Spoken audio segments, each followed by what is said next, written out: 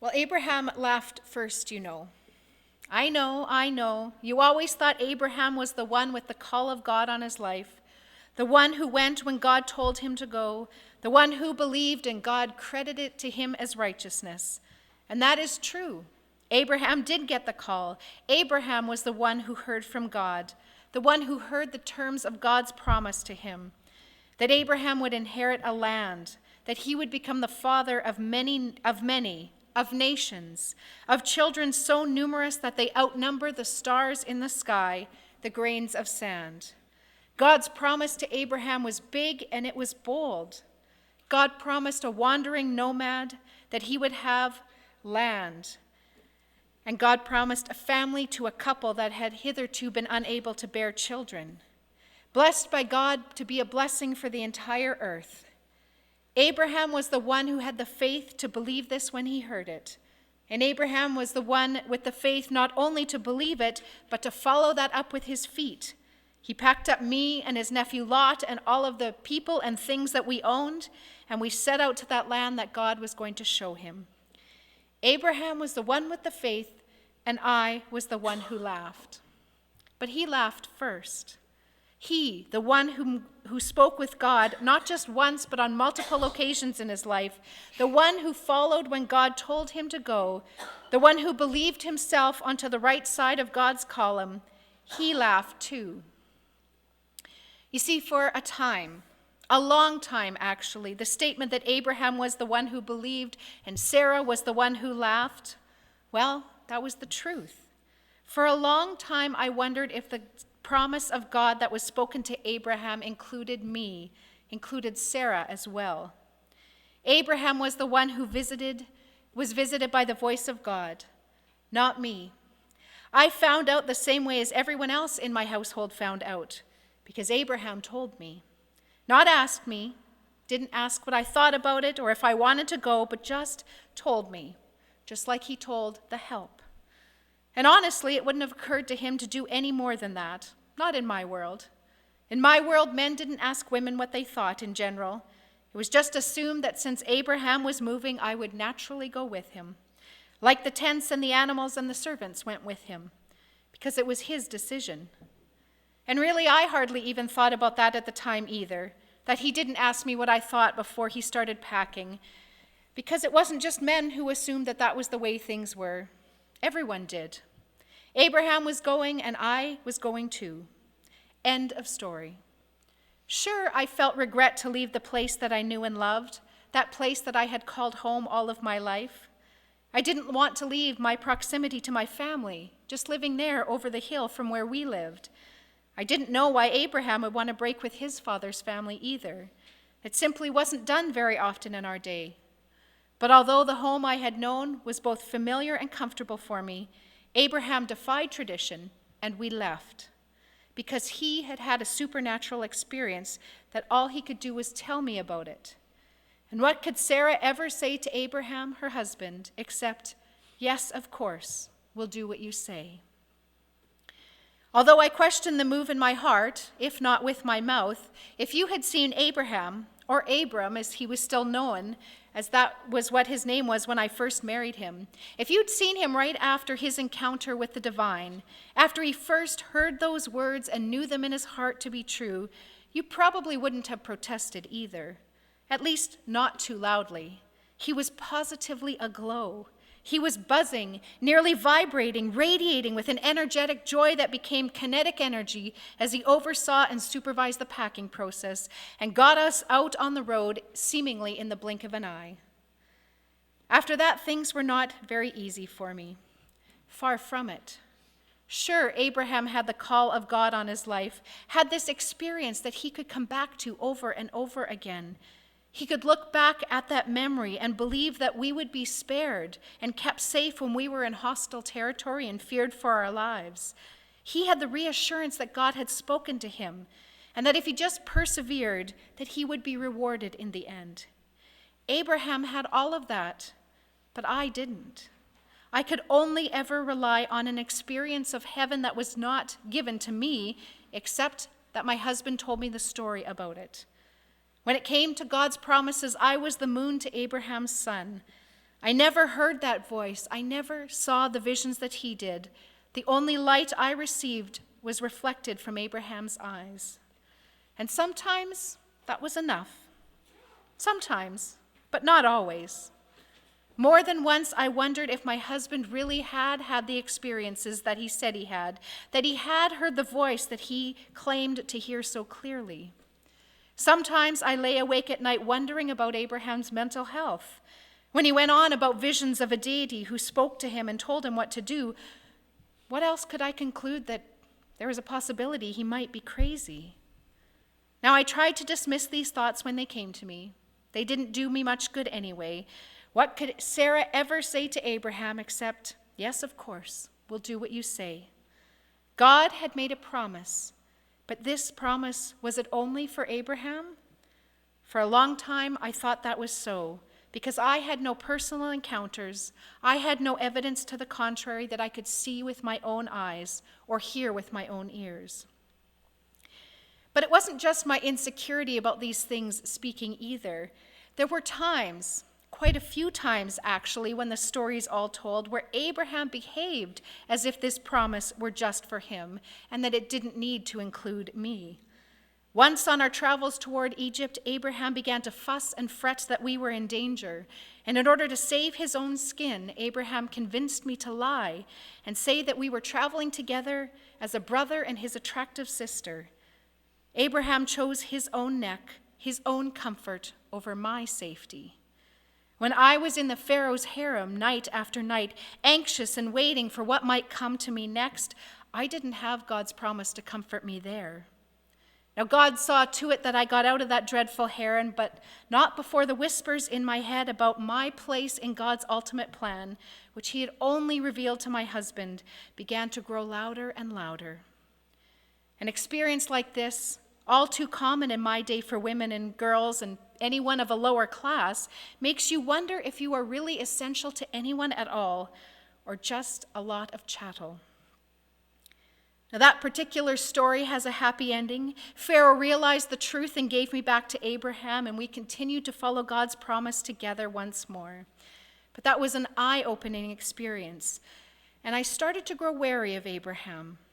God had given him a promise, and he was driving ever toward it, blessing, land, a family. But the truth was this blessing was taking a long time. We waited, and we waited, and we waited for the promise to come through. We waited month after month. We waited year after year, and still we wandered, landless. And still, every month we waited for a sign of pregnancy, and there was none. What was there to do as the years that we had been counting began to stretch into a decade and then 2 decades as we grew older and older? Still Abraham watched and Abraham waited, and what could I do but wait with him, but keep following where he thought best to go?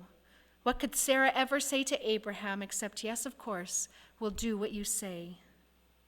But even Abraham found the wait difficult at times. Although just when it began to seem unbearable for him, he would get another one of these visits, and God would reiterate the promise that he made to Abraham, and Abraham's faith would be renewed. His faith. It was difficult for me, never seeing any evidence, never hearing from the Almighty myself, and yet I continued to follow wherever Abraham went, ever watchful. But nothing happened. No ceasing of my monthly courses, no swelling of my belly, nothing at all to bring about the child of promise into this world. And so after waiting many more years, 10 to be precise, Abraham began to despair once again that God's promise was never going to be and was never coming. And that's when I had an idea. One more way that God's promise to Abraham, but not to me, might come about. I had a slave. And even though my own body was unable to all these years to bear children, hers might. I made that suggestion to Abraham one night, that he might find a way to have offspring, children that he could call his own, if he were to borrow the womb of this slave. You might think it strange that I took that initiative, that it was me who suggested this solution to the problem of the unfulfilled divine promise. In my day, it was not such an odd solution. In In fact, the maidservants of other wives within the book where our story is told, within the book of Genesis, play a similar role for Abraham's grandson Jacob. That's how he gets to 12 children. In my world, it was common, assumed even, that women and slaves belonged to the men who owned them, and they were theirs to do with whatever they wanted.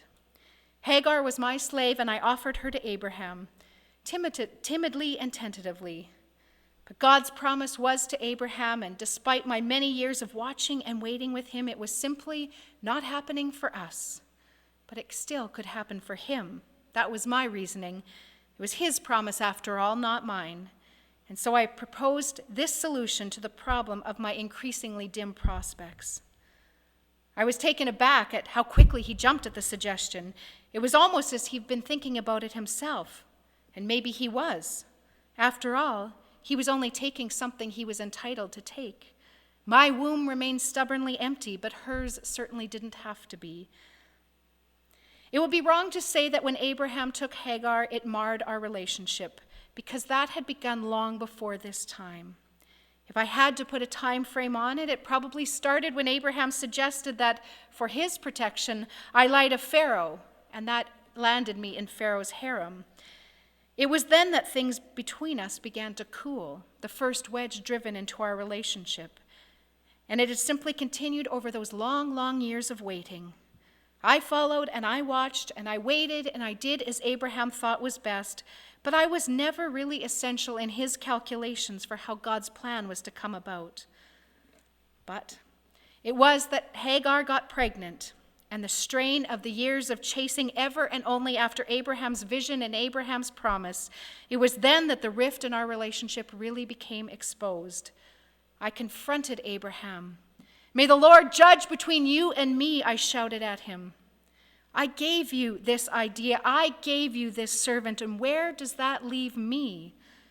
She bore in her body the promise that Abraham had been waiting for, the one thing that I never, ever had, no matter how much I followed, no matter how much he believed and he prayed, no matter how often I watched and waited with him, it was through her that this promise would be fulfilled. The incident with Hagar revealed how disposable and dispensable I was and always had been. Is that not why Abraham felt it was better if he were safe, even if I was subject to the predations of Pharaoh? Is that not why Abraham thought that a slave might make his name great? Is that not why he jumped at the chance to go into the tent of my handmaiden? Because he wanted to get what he had been promised by any means necessary, and it didn't matter if Sarah was part of that story at all. What else could I think? And so Abraham responded to my accusations by washing his hands of it. He gave Hagar back to me and told me to do with her as I wished. Of course, in my pain at being discarded and disposable, I passed my pain onto someone more vulnerable than I. I passed it on to Hagar. You will probably know from reading this story and others with me in them that Sarah is never a hero. She's not a saint. I was a very real person with real hopes and dreams and also very real hurts and disappointments. I bore the lot of women the world over in my day and in many places still in yours. Someone that is pretty to look at. After all, that was the reasoning that Abraham gave for the entire incident in Egypt, that Pharaoh would punish him for my beauty. And I might be good if I could bear children, but there was not much more to it than that. And so when I was at my wit's end, when my heart hurt more than I ever thought it could as I watched someone else bear the signs of the promise that had been given to my husband, that I had chased as many years as he had, I chose to make life so difficult for this poor, pregnant slave that it became unbearable for her, and she ran away. And when she took off to flee from me, I knew in my heart she had nowhere to go. But in my grief and my pain, I decided simply not to care. I didn't want to look at her one day more, for one more hour, the one who had everything that could and should have been mine, but I had never been so favored by the Almighty. Modern pastor Eugene Peterson says this: "One of the remarkable characteristics of the biblical way of training us to understand history and our place in it is the absolute refusal to whitewash a single detail. The history in which our scriptures show that God is involved is every bit as messy as the history reported by our own media. Violence, massacre, brutality, and deceit do not seem to be congenial materials for use in developing the story of salvation, but there they are, spread across the pages of our scriptures. There are punishing consequences, of course, not the least the punishing consequence that my hurt and jealousy put onto a person of lower status and less power than me, Hagar, my slave girl, who had zero choice in this story and was still punished for what had happened. But the fact is that there are people, good and bad, faithful and flawed, and they are worked into the plot of salvation. God, it turns out, does not require people to be good in order to do good work. As one medieval saying has it, God draws straight lines with a crooked stick. He can and does work with us, whatever the moral and spiritual condition in which he finds us. God, we realize, does some of his best work using the most unlikely people. Yes, Sarah is not a hero, so please don't think me as such, but even so, it turned out that God was not done with me. Now, at this point in the story, I was ready to give up. Our situation, after all, was impossible, at a dead end. There was no way forward. Over the years, my once attractive face and figure had begun to age, and then to wrinkle, and then to stop working altogether. When my monthly courses stopped, I knew it was over then. You are not too old, and it is not too late, someone posted on Facebook the other day. Well, if there had been such a thing as social media when I was around, if I had opened my app and read that, I would probably have cried if I couldn't laugh. I was precisely the definition of too old and too late. There was no place for Sarah in the story that God was writing using Abraham. It was over for me. The promise was probably never intended for me in the first place. And then God appeared to Abraham one more time. Once again, as before, I wasn't even there. He was 99 years old at this time. And God told him once more of this promise that he had been chasing since his youth, the elusive promise of children to a childless couple and of land to a wandering stranger. But this time God revealed one more thing about the promise that he had made, that it was Sarah, Abraham's wife, that was to bear the child. And Abraham, sick from waiting for years for the elusive promise to materialize, begged that the promise might come to the one son that he had already fathered, to Ishmael, Hagar's son. But God had other plans. No, this child was to come from Sarah. In fact, that's when Abraham gets his name changed. And in fact, mine gets changed too. The changing of a name factors into the biblical stories more than once, but never is a woman's name changed, except when God tells Abram, now Abraham, to change my name from Sarai to Sarah. And he does obey, and so do I. What could Sarah ever say to Abraham except, yes, of course, we'll do what you say. But when he hears that the promised child is to come from Sarah, Abraham laughed. I told you earlier, but he laughed first. He thought the idea that I could be the one through whom this promise to come was as absurd as I did. And so Abraham fell on his face laughing. And then not long after that is when the 3 visitors came to our tents. Abraham invites them to sit in the shade, then offers them a little bread and some water, but then orders that we prepare a huge feast. He asked me to bake my famous bread with our finest flour. And what could Sarah ever say to Abraham except, yes, of course, I'll do what you say. After this sumptuous meal, Abraham hung around nearby, playing the role of steward to these mysterious strangers, while I hung back in the woman's sphere, the tent.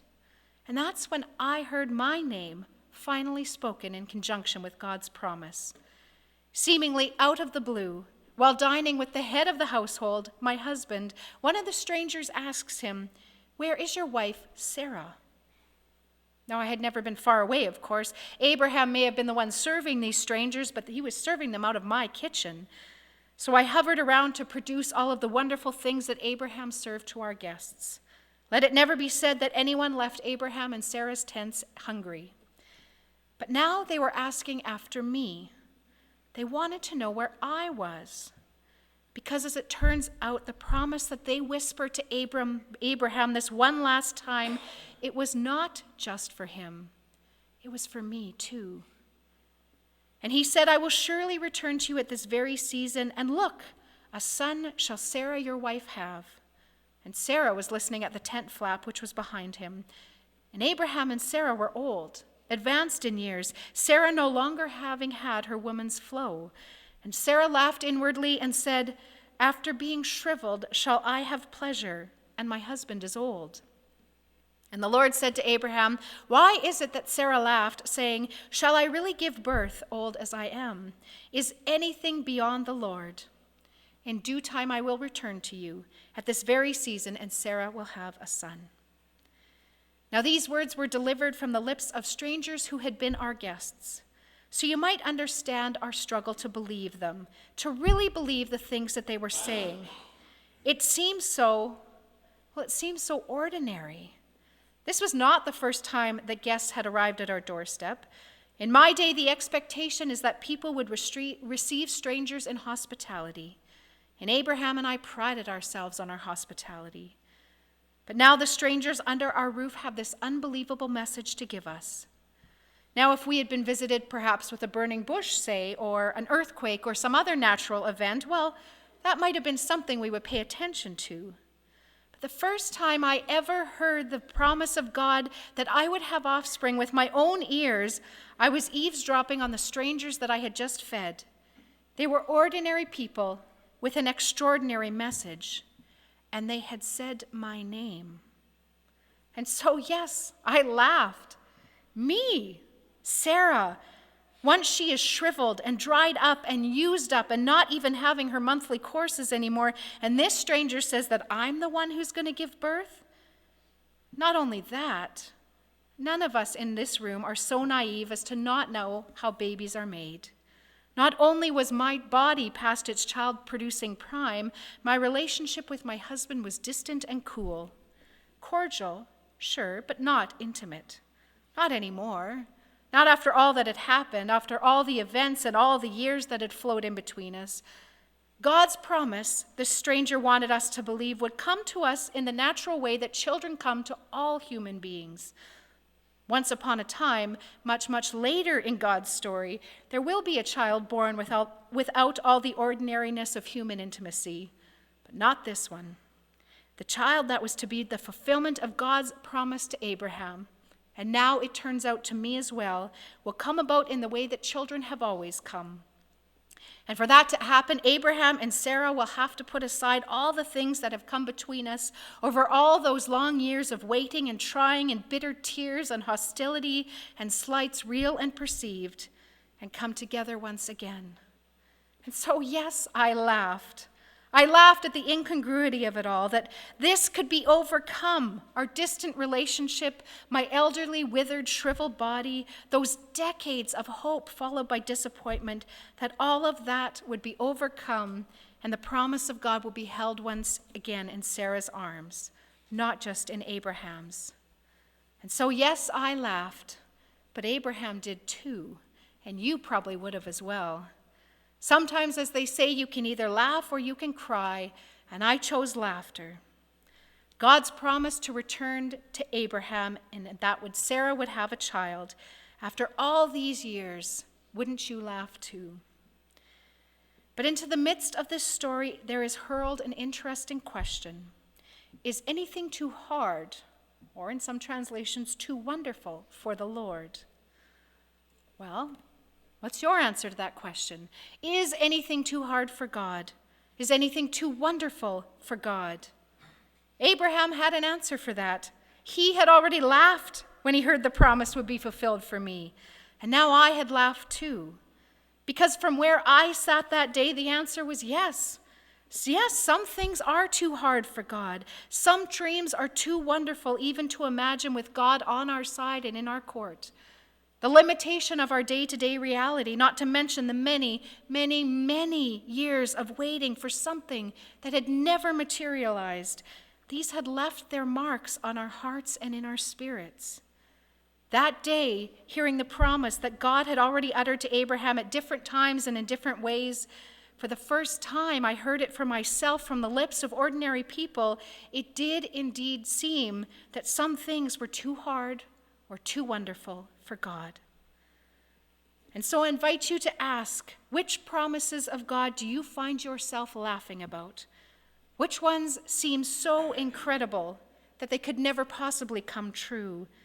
Where are the promises of God at work, and in what ways do we not allow ourselves to believe or even hope for them? Can you name anything like that in your life? There are many places in our lives where we feel like we face a dead end, whether it be from disrupted relationships or from personal tragedies or from failures or illnesses or even death. All of those things leave us feeling like we are living in a world with no future. But God often has other ideas. Now, please don't mishear me. This should never be taken to mean that everything in our lives will look like we think it will, or that all of our problems are going to be solved and all of our aching cured. It is certainly not the promise of something showing up on our doorstep tomorrow that will take away all the hurt that we've been experiencing. That simply was not the case for me either. In fact, we waited an entire year from this point for that promise to finally show up. Now, after decades of waiting, a year might not seem too long to wait, but I assure you, it did. Some endings in our lives are indeed endings, whether we want them to be or not. But one thing that you can learn from my story, and not just through my story, but many stories that you encounter in the Bible, is that God's plans don't line up with our own plans. And sometimes you have to wait an impossibly long time for a promise of God to show up at all. However, what you also see in my story is that God brings new life to places that you thought were at a dead end.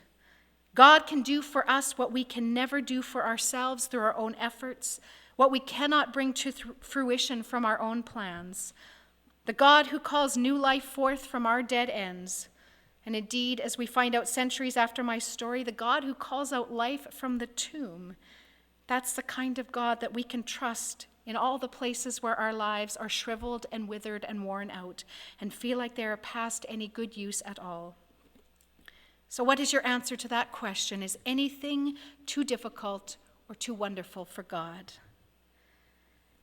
And then, finally, at the end of the story, when I not only heard the promise with my name attached to it, but held the child of the promise in my arms, I laughed one more time, this time with the joy of a promise fulfilled, a prayer prayed throughout a lifetime that was finally answered. And that's what we ended up naming the child. Isaac means he laughs or laughter. Maybe you could say that Isaac is Sarah getting the last laugh. As I chuckled at the child whose name means laughter, I asked a question of my own. Who would have uttered to Abraham, Sarah has nursed children, but I've given a birth to a son for his old age? For many, many of those years, who indeed would have uttered those words? No one would have said that. No one would have thought that Sarah would bear Abraham a child or even dreamed it up on a cold night because it was so utterly impossible that Sarah would give Abraham a son. Aging Sarah, shriveling Sarah, disposable Sarah. Not even Abraham would have said that for a long time in our story, and certainly neither would I. But from the perspective of that heavenly promise, the one that we chased all of our lives, the answer is that God said.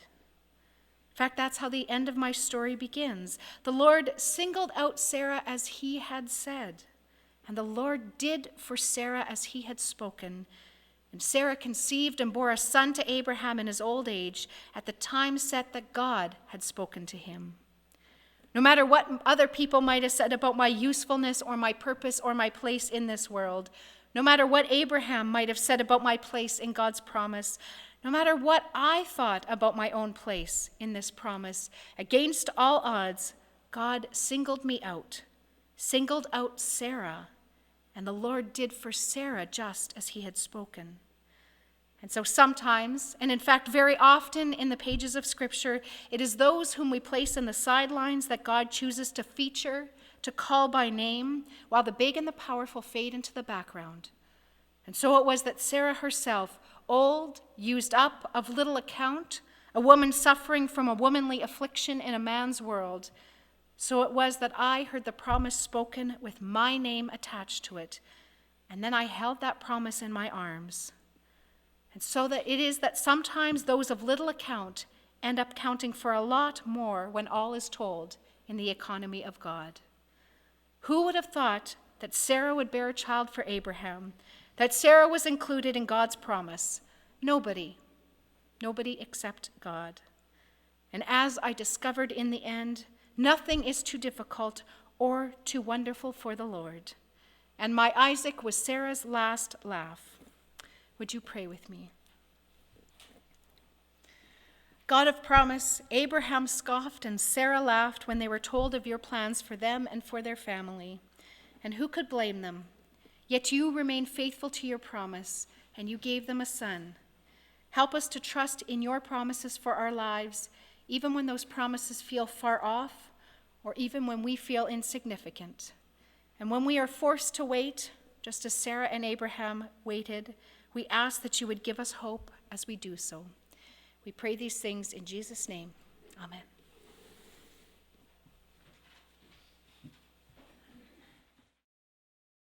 Loving God, we thank you for hearing our prayers, for feeding us with your word, and for encouraging us in our meeting together. Take us and use us to love and to serve you and all people in the power of your Spirit and in the name of your Son, Jesus Christ our Lord. Amen. Go in peace.